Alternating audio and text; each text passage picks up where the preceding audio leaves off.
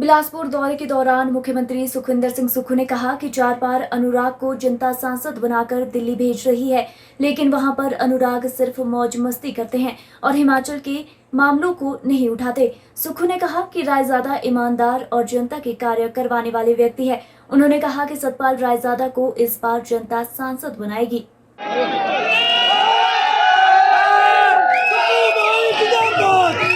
कहा मैं सबके नाम ले लूंगा और जिनके नाम भी ले लिए उनको भी मेरे दिल में पूरा प्यार है। पत्रकार बंधुओं, बिलासपुर सदर से आए सभी बुजुर्ग साहिबान, माताएं, युवा साथियों, प्यारे बच्चों, 1 जून का चुनाव कोई आम चुनाव नहीं है। 1 जून को आप और हिमाचल प्रदेश की जनता ये तय करेगी कि इस चुनाव में जनबल की जीत होगी और धनबल की हार होगी। ये बात मैं इसलिए कह रहा हूं, मुझे भी 40 साल अपने राजनीतिक जीवन में राजनीतिक सीढ़ियां चढ़ते चढ़ते हो गए। मेरे परिवार से कोई राजनीति में नहीं था। एक किसान का बेटा हूं, एक कर्मचारी का बेटा हूं। जब हमने राजनीतिक सीढ़ियां चढ़नी शुरू की, उस समय ये कहा जाता था कहीं सरकार में नौकरी लग जाए तो उचित है, घर का पालन पोषण अच्छी तरह हो जाएगा। राजनीति में तो पता नहीं भूखे मरने की भी नौबत आ जाएगी। और ये राजनीतिक सीढ़ियां चढ़ने के लिए मैंने कभी कोई इंटरव्यू नहीं दिया। मेरा भाव हमेशा से आपकी सेवा करना था। बब्बर ठाकुर जी जानते हैं, राजेश धर्मानी जी जानते हैं, मेरे साथ छात्र जीवन में, और सतपाल रायजादा जी जानते हैं 35 साल से मेरे साथ छात्र जीवन से राजनीति करते करते हम लोग तो विधायक और मुख्यमंत्री बन गए, तो कई हमारे साथी आज भी कार्यकर्ता के तौर पर कांग्रेस पार्टी को जिंदा रखे हुए। मैं ये बात इसलिए कह रहा हूं, पहली बार इतिहास में ऐसा देखा गया जहां खरीदो फरोख्त की राजनीति को बढ़ावा मिल रहा है। 1 जून को जब आप वोट डालने जाएं, आपको यह फैसला करना है, जो आपके वोट को छीनने की कोशिश जो पार्टी करती है, उस पार्टी को जो पैसे और सत्ता के लिए नोटों का इस्तेमाल करती है, ऐसी पार्टी को सबक सिखाने का वक्त 1 जून को। आप ये तय करेंगे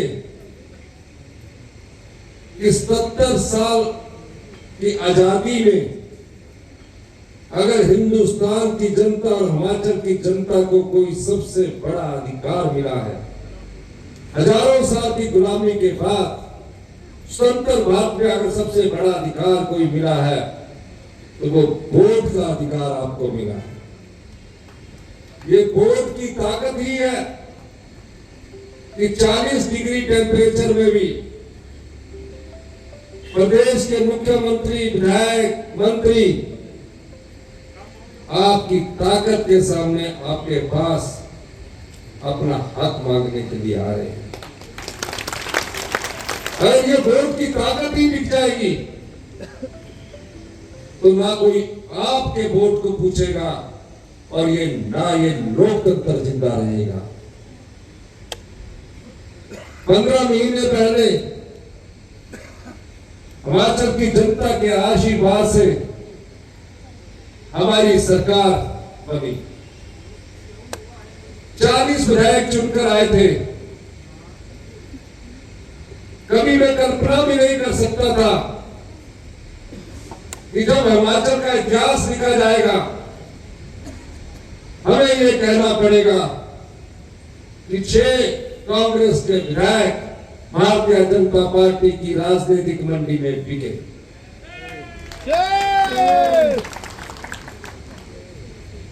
मुख्यमंत्री बना, मैं 15 महीने का हिसाब आपको बताना चाहता हूं। मैं मुख्यमंत्री बना, जिस दिन मेरे नाम की घोषणा हुई, एक दिन का समय था, 24 घंटे के अंदर मुझे शपथ लेनी थी। ऐतिहासिक रिज मैदान पर मैंने जब शपथ ली, शपथ लेने के बाद जब मैं मुख्यमंत्री की नोटबुक पर साइन कर रहा था, उस समय मैंने सोचा गांव के लोगों की सेवा करने का, आम आदमी की सेवा करने का, किसान की सेवा करने का मुझे भगवान ने मौका दिया है। रिवाज होता है सचिवालय में, जो सरकार चलाने वाले अधिकारी कर्मचारी होते हैं, आपका स्वागत करते हैं, आपको सरकार का लेखा जोखा बताते हैं। मैंने उस परंपरा को तोड़ा और सबसे पहले मैं कहां गया? टूटी गंडी के अनाथ आश्रम में गया, जहां बेटियां को मैं मिला जिनके ना मां थी ना बाप था। सुखविंदर सुकुन जिंदाबाद। उन्होंने सोचा कि मुख्यमंत्री बने हैं, मिठाई का डब्बा देंगे, चले जाएंगे, मांगा भी कुछ नहीं। उनके खाने की रसोई में मैं खुद गया, उनके रहने वाले कमरे में मैं खुद गया, जहां वो सोते थे। जो बच्चा अपनी मां को खो दे, जो बच्चा अपने पिता को खो दे, उसका दर्द वही बच्चा जानता है जो अनाथ आश्रम में रहता है। हमारी 15 महीने की सरकार का कार्यकाल देख लीजिए, हमारी सरकार को कोई खतरा नहीं है। हम 3.5 साल आपकी सेवा में, आपके लिए और योजनाएं लेकर आएंगे। हमारी सरकार को जरा भी खतरा होता तो मैं जो 2 विधायक शिमला से लड़ रहे हैं ना, एमपी का कैंडिडेट, और मंडी से लड़ रहे, उनको चुनाव न लड़ाता। हमारी सरकार के पास पूर्ण बहुमत है। अहंकार देखिए इनका, जयराम जी का अहंकार देखिए। कह रहे 4 जून को 2 सरकारें बनेगी, एक दिल्ली में बनेगी, एक हिमाचल प्रदेश में बनेगी। मैथमेटिक्स में नंबर कम आते होंगे जयराम ठाकुर जी के। अब जब नंबर हमारे पास 34 विधायक अभी है, 25 उनके पास है। मान लीजिए अगर 6 भी जीत जाते हैं बिके हुए, तो 31 हुए, तो भी हमारे पास मेजोरिटी है। मैं बताना चाहता हूं कि 6 बिके हुए विधायक नहीं जीतने वाले, क्योंकि ये ना कांग्रेस के हो सके ना बीजेपी के हैं। ये मजबूरी में बिके हुए टिकट मिले हैं। ईमानदार बीजेपी का कार्यकर्ता को कभी नहीं वोट डालेगा। 4 जून को आपने देखना, 6 विधायक बिके हुए, बुरा हाल होगा, और 4 लोकसभा में भी इनका बुरा हाल होने जा रहा है। जी को वोट डालेंगे कि नहीं डालेंगे? आप खड़ा करके जोर से बताइए।